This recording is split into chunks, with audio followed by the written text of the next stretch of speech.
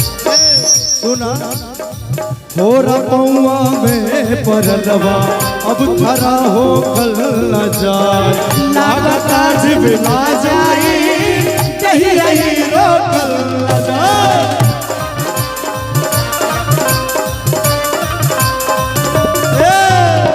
हो रपौआ में परलवा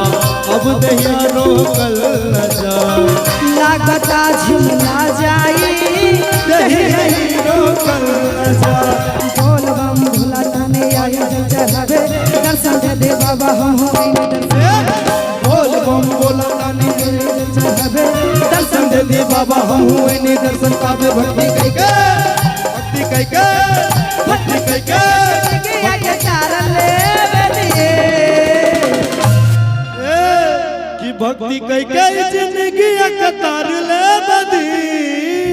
बोले बाबा भूतनाथ की जय बोले बाबा बैजूनाथ की जय के तने खोल दे के तनी खोल दी के बढ़िया जलवा धार लेवे दे तनी खोल दी के बढ़िया जलवा धार लेवे दे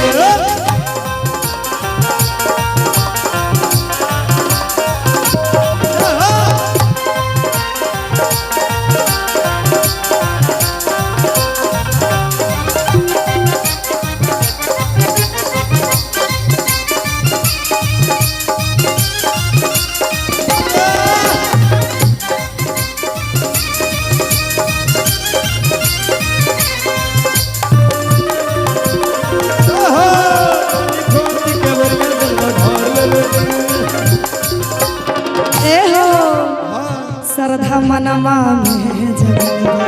अखिया सरा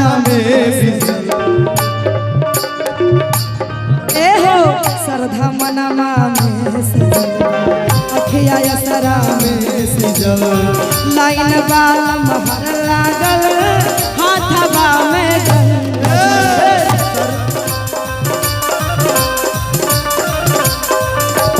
श्रद्धा मनमा में सजलवा अखिया सरा में बिछल लाइन बाल महर लागल अखिया सरा में बिछल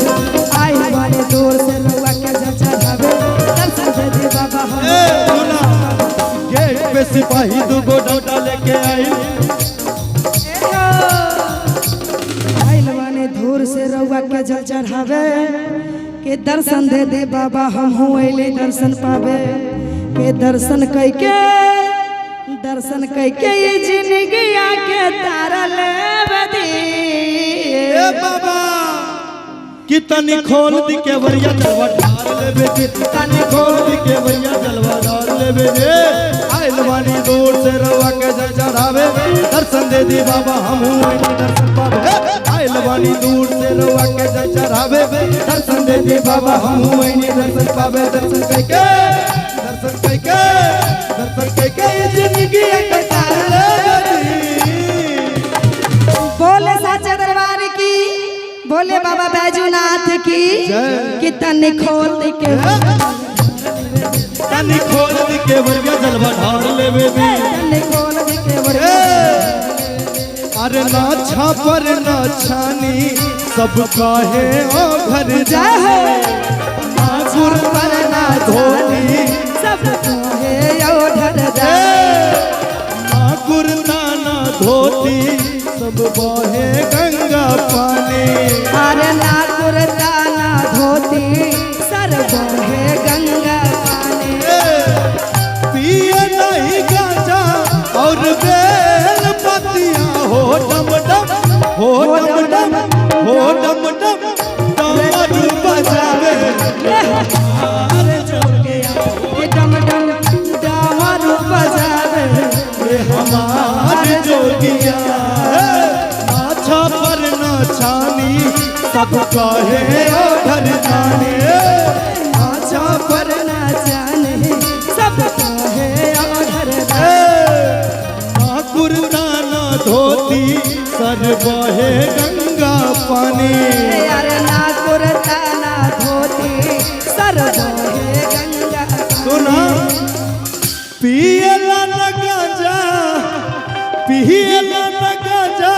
और बेल पतिया हो डम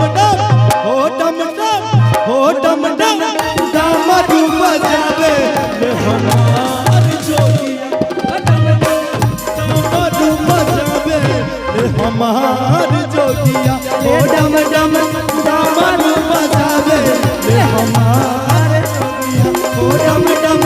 डमरू बजावे ले हमारे जोगिया ओ डम डम डमरू बजावे ले हमारे जोगिया।